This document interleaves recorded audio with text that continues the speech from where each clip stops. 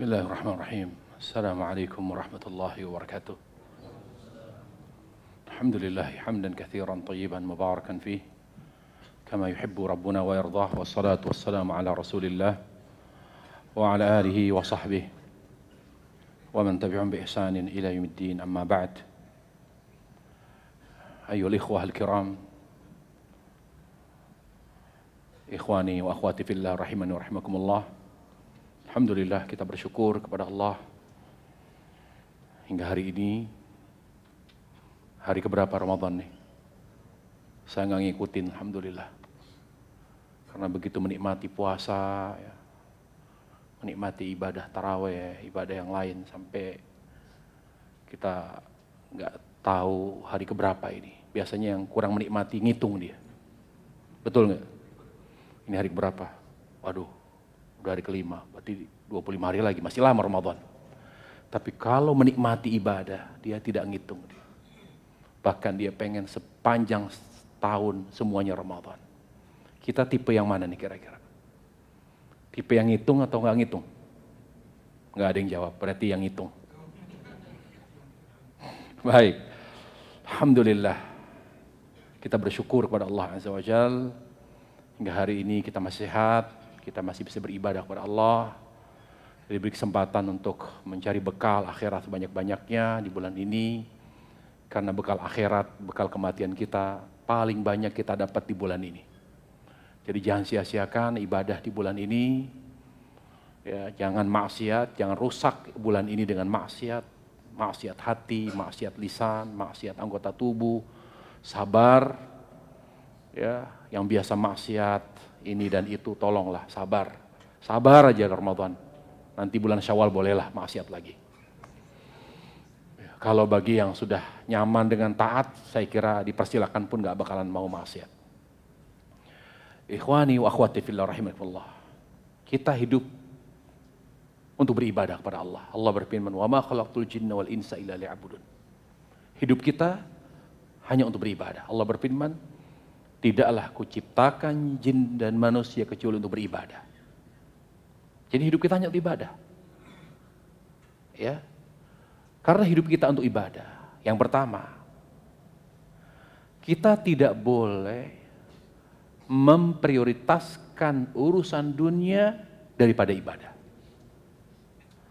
Kalau kita lebih mengutamakan urusan dunia daripada ibadah, khususnya salat, berarti kita tidak sadar bahwa tujuan hidup kita di dunia adalah untuk ibadah kepada Allah. Yang kedua, kita harus mengerti kalau tujuan hidup kita beribadah kepada Allah. Kita harus mengerti apa itu ibadah. Jadi kita nggak sekedar beramal, berbuat, yang penting ibadah. Ibadah itu segala yang dicintai Allah.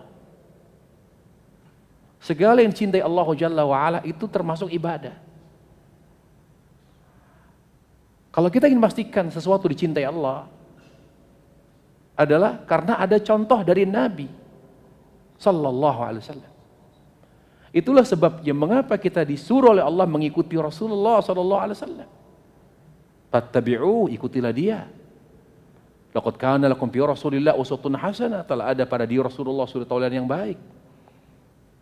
Qul in kuntum tuhibbunallaha fattabi'uni yuhibbukumullah wa yaghfir lakum dzunubakum wallahu ghafurur rahim. Jika kalian mencintai Allah, maka buktikanlah cinta kalian kepada Allah dengan mengikuti Nabi. Kalau kalian mengikuti Nabi, niscaya Allah akan mengampuni dosa kalian dan akan mencintai kalian. Banyak dalil. Jadi untuk memastikan kita tetap di atas tujuan hidup kita yaitu ibadah, kita harus mengikuti Rasul. Gak bisa kita berinisiatif, gak bisa kita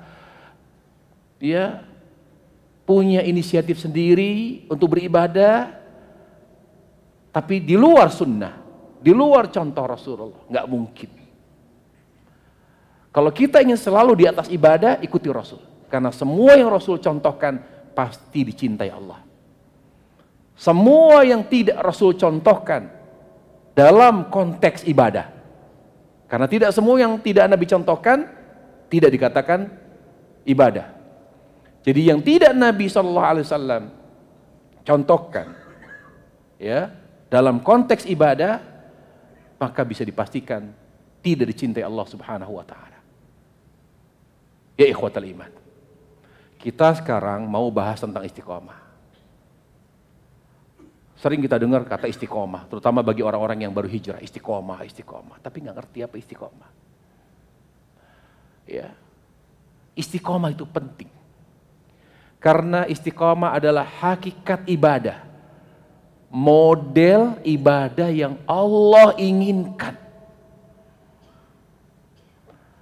Cara beribadah yang Allah kehendaki, itu istiqomah.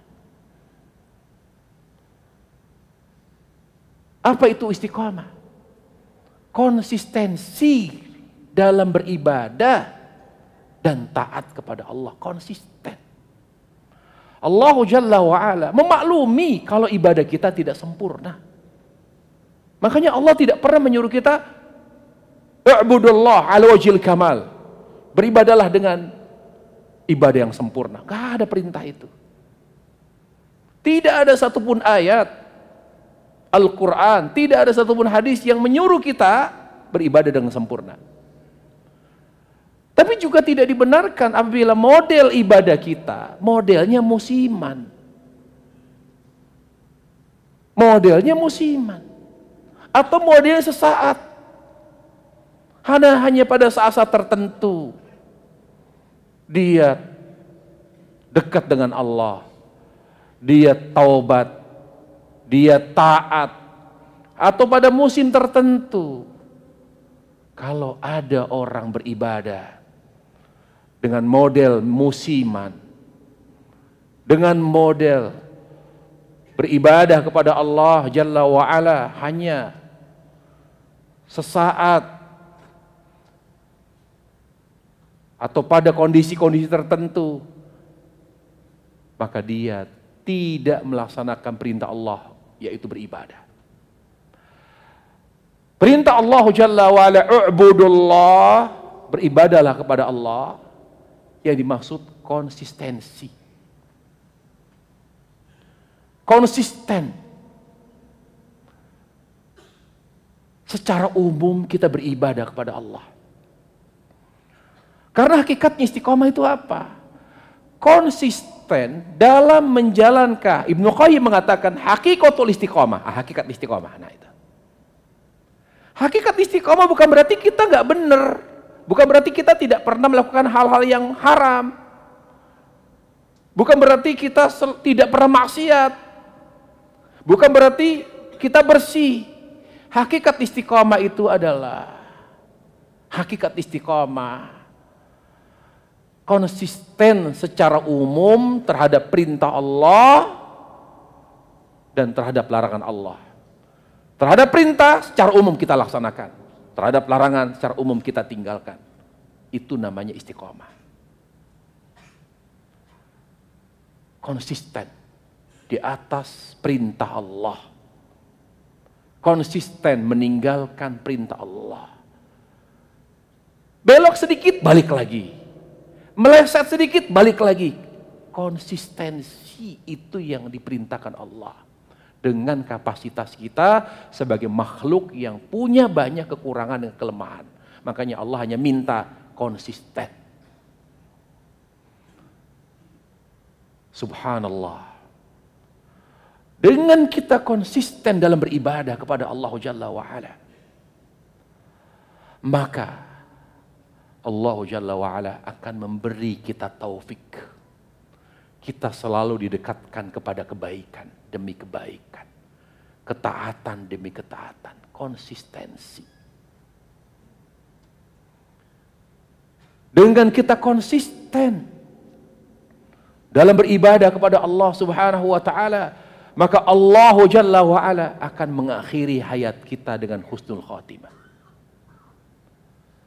Allah Jalla wa'ala berjanji kepada orang yang konsisten dalam beribadah, Allah Jalla wa'ala akan masukkan ke dalam surga dan menyelamatkannya dari api neraka. Para jemaah,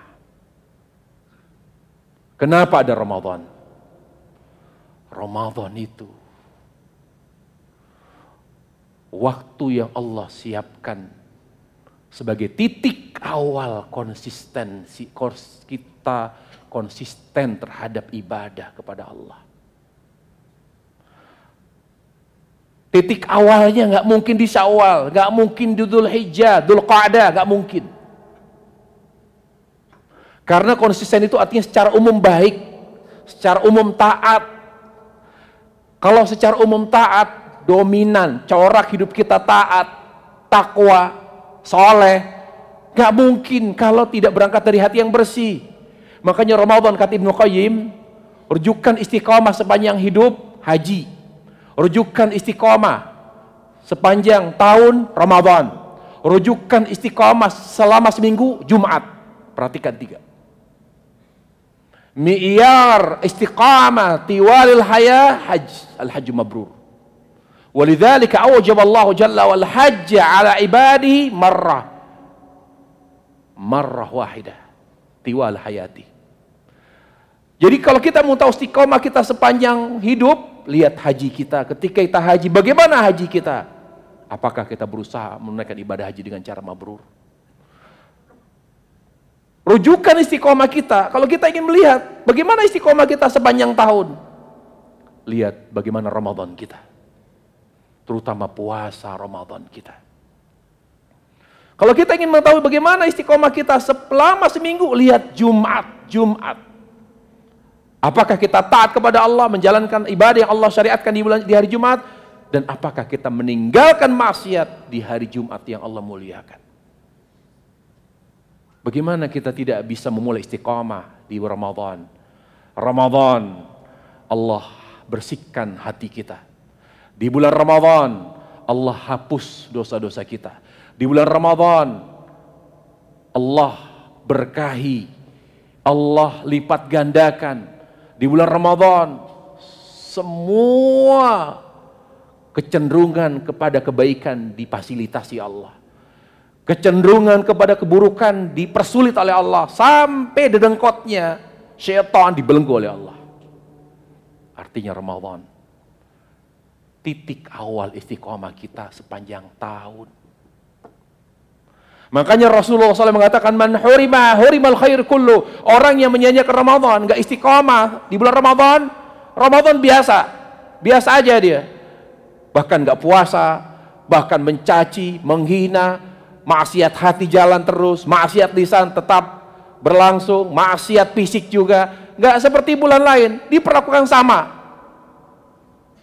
Maka dia tidak mungkin konsisten dalam ibadah.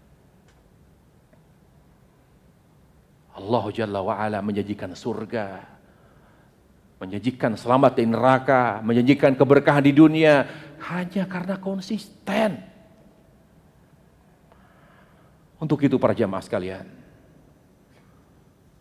ilaikum asbabul istiqamah. Nah, sekarang apa sebab-sebab istiqamah? Bagaimana caranya kita konsisten? Yang pertama, hidup ini harus diwarnai dengan ikhlas. Siapa yang selalu perbuatannya, amalannya diwarnai dengan syirik, jauh dari ikhlas, sulit untuk konsisten. Karena asas konsisten hati. Dan hati yang teguh di atas ketaatan adalah hati yang ikhlas. Karena Allah Jalla wa'ala akan menetapkan hati kita di atas ketaatan dan kebaikan selama kita ikhlas. Karena Allah berfirman, wa ma umiru illa liya'budullah mukhlishin lahuddin. Tidaklah mereka disuruh beramal kecuali ikhlas karena Allah. Karena Allah hanya minta kita ikhlas, sementara Allah yang membolak-balikan hati kita. Jadi bagaimana hati kita secara umum di atas ketaatan, di atas hak, di atas kebaikan, penuhi apa yang Allah minta, ikhlas. Yang kedua, gak mungkin kita konsisten. Setinggi apapun gelar keagamaan kita, walaupun kita tokoh agama, walaupun kita kiai, walaupun kita habib, walaupun kita ulama besar, Nabi saja kata Allah, beliau konsisten bukan karena beliau Nabi. Beliau konsisten dalam beribadah kepada Allah Jalla wa'ala bukan karena beliau Rasul. Beliau konsisten karena Allah yang membuat beliau konsisten. Laula an thabbatnak, kalau bukan aku buat kamu konsisten ya Muhammad. Laqad kitta tarkanu ilaihim, pasti kamu punya kecenderungan kesana dan kemari. Banyak beloknya hidup kamu ya Muhammad. Nabi saja. Kalau tidak Allah buat konsisten dalam beribadah, beliau pun sebagai manusia biasa akan belok kanan dan kiri. Jadi cara kedua atau sebab kedua kita konsisten, jalani ajaran Islam sesuai dengan tuntunan Nabi Sallallahu Alaihi Wasallam. Karena mengikuti Nabi, jalan menuju ikhlas. Siapa yang berpaling dari tuntunan Nabi Sallallahu Alaihi Wasallam, hatinya akan sulit ikhlas. Coba Nabi Sallallahu Alaihi Wasallam sampai mengakui ikhlasnya sahabat. Sampai Nabi bersabda, "Lau an ahadakum anfaqa mithla hudin dhahaba ma balagha mudahadihim wa nasifa."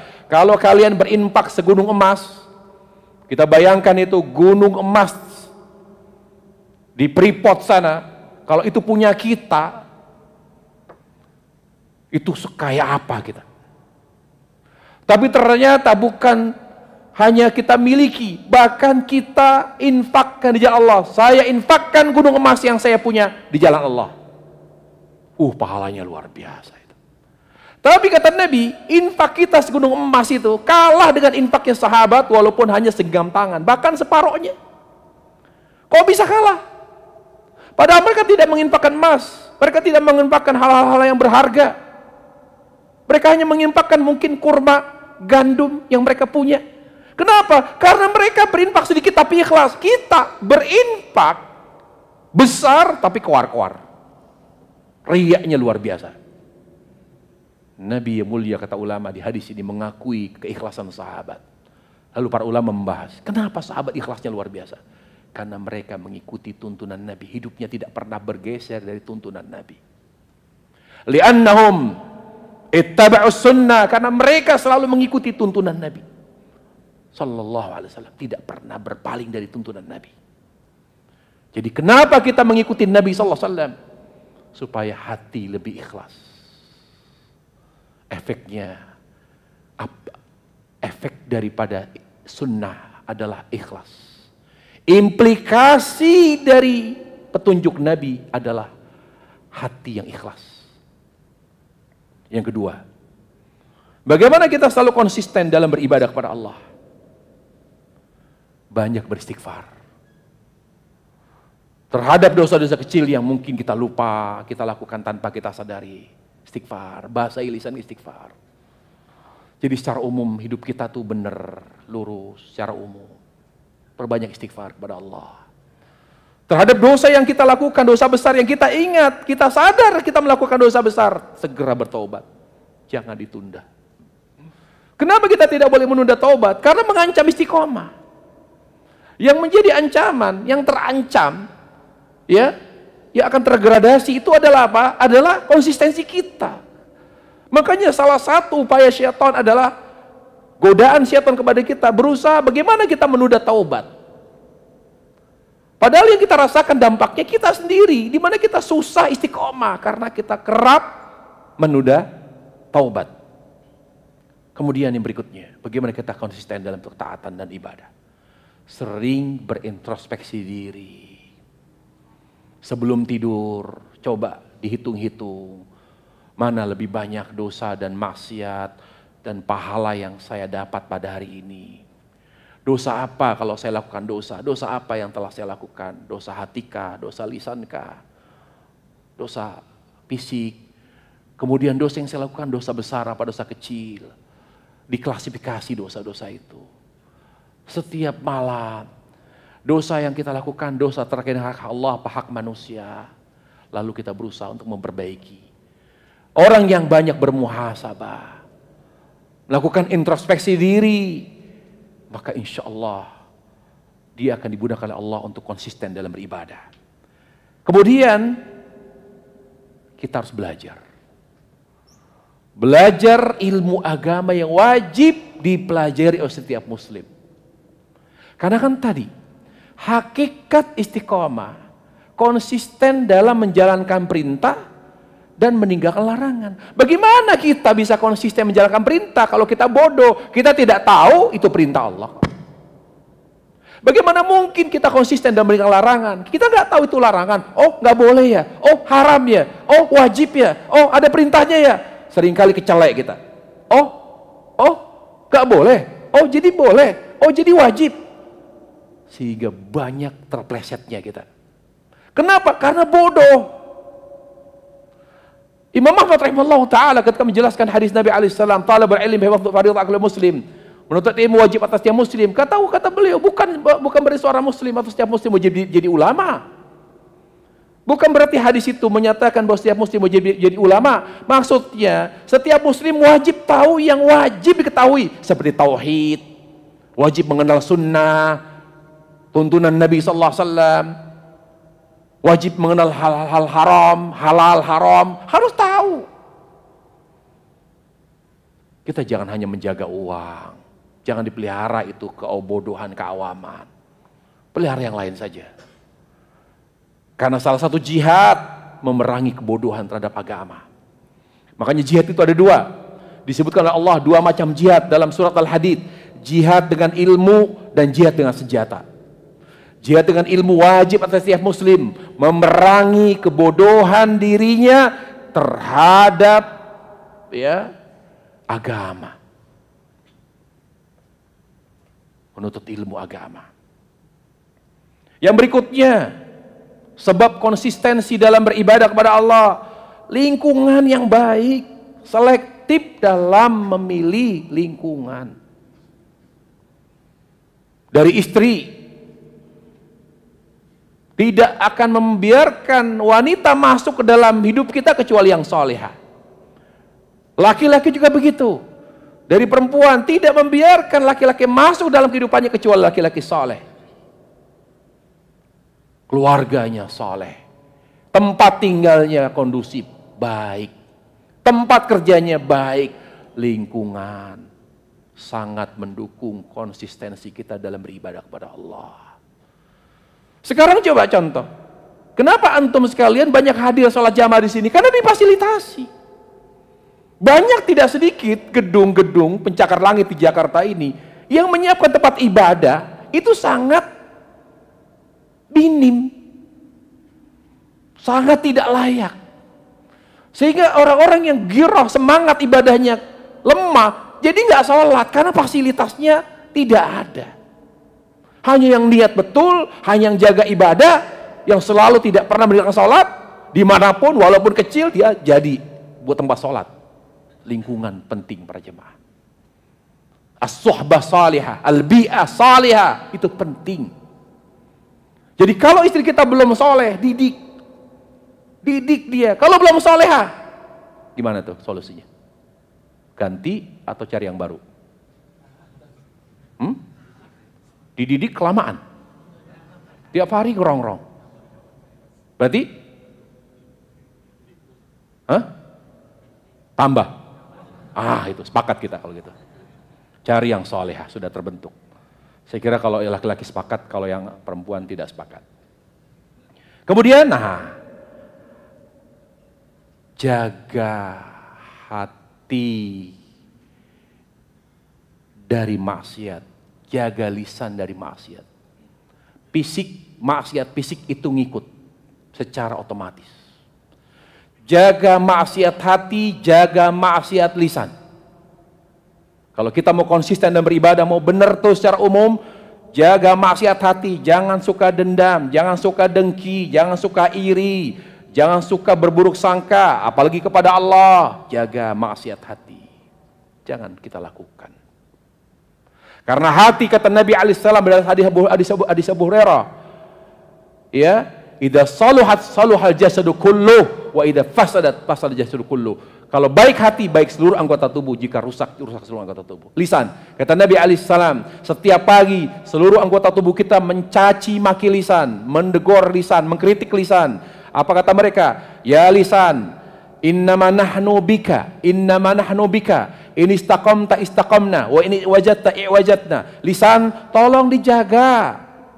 Karena kami baik buruknya kamu yang menentukan. Kami ikut arusmu. Kalau arusmu kepada kebaikan, kami baik. Kalau arusmu kepada keburukan, kami buruk. Jadi tolong jaga diri kamu. Jangan asal ucap. Bertutur kata yang baik. Kami semua ini, dari mata, telinga, ujung rambut, tangan, kaki, baiknya kamu yang menentukan. Tolong jaga lisan. Wahai lisan, jaga dirimu. Jadi kita mau benar terus, coba lihat orang-orang yang nggak konsisten. Lisannya binatang keluar, kasar, kotor. Ya, karena dia tidak bisa menjaga lisan dan hatinya. Terakhir, sebab istiqamah, ma'rifatu khutuwati syaitan lil hadari minha. Mengenal dengan baik langkah-langkah syaitan atau godaan atau perangkap-perangkap syaitan. Perangkapnya apa? Dari atas, dari bawah. Yang pertama, kita dibuat untuk jatuh cinta kepada dunia. Karena jatuh cinta kepada dunia awal syirik. Dari syirik, kalau juga gagal, ya dia arahkan kepada bid'ah. Kalau bid'ah juga nggak doyan, tidak berhasil, dia arahkan kepada dosa besar. Kalau dosa besar juga belum juga berhasil, dia arahkan manusia ke dosa kecil. Dosa kecil belum juga mau, belum ada kecenderungan kepada dosa kecil, maka dia arahkan ke perkara mubah. Kok mubah bisa menjadi perangkap syaitan? Iya. Melakukan perkara mubah, tetapi meninggalkan hal yang lebih afdal. Misal, dia umroh mubah karena umroh sunnah, umroh kesekian kali. Tapi di sekitarnya, keluarganya banyak yang miskin. Jadi dia umroh, tapi meninggalkan keluarga yang miskin sampai harus mengemis kepada orang, sementara dia yang umroh berkali-kali tidak punya kepekaan, berarti dia masuk dalam perangkap syaitan. Tarkul afdal li ajil mubah min wasawis syaitan. Melakukan suatu perkara yang dibolehkan dalam Islam, bahkan yang terpuji, tapi sampai mengorbankan sesuatu yang lebih afdal, masuk dalam perangkap syaitan.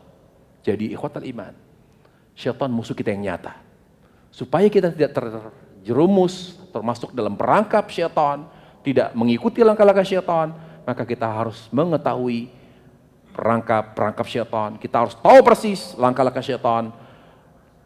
Di antaranya secara global tadi yang sampaikan, secara detail, silakan baca kitab Perangkap Iblis karya Ibn Zawji. Silakan baca kitab Ighatsatul Lahfan, membebaskan manusia di perangkap syaitan, namanya Ighatsatul Lahfan min Masaidi Syaitan, menyelamatkan manusia dari perangkap syaitan, karya Ibnu Qayyim. Coba nanti lihat di Google, ya, perangkap setan, ya, perangkap setan karya Ibnu Zawji. Kalau tidak salah cetakan Pustaka Al-Kautsar. Terus nanti menyelamatkan manusia dari perangkap syaitan, ya, karya Ibnu Qayyim. Jadi nanti ada perangkap setan Ibnu Qayyim, nanti muncul tuh di Google namanya. Nah, silakan dibaca. Itu cara kita dengan kita mengetahui perangkap syaitan, insya Allah secara umum ibadah kita kepada Allah ya konsisten, dan semoga Allah Jalla wa Ala mengampuni dosa-dosa kita. Semoga Allah Subhanahu wa taala meneguhkan hati kita di atas ketaatan dan kebaikan dan kebenaran. Semoga Allah Jalla wa Ala menerima amal ibadah kita selama Ramadan. Wabillahi taufiq wal hidayah. Wassallallahu wasallam wa barik Muhammad wa ala alihi wasallam. Subhanakallah bihamdika asyhadu an la ilaha illa anta astaghfiruka wa atubu ilaik. Assalamualaikum warahmatullahi wabarakatuh.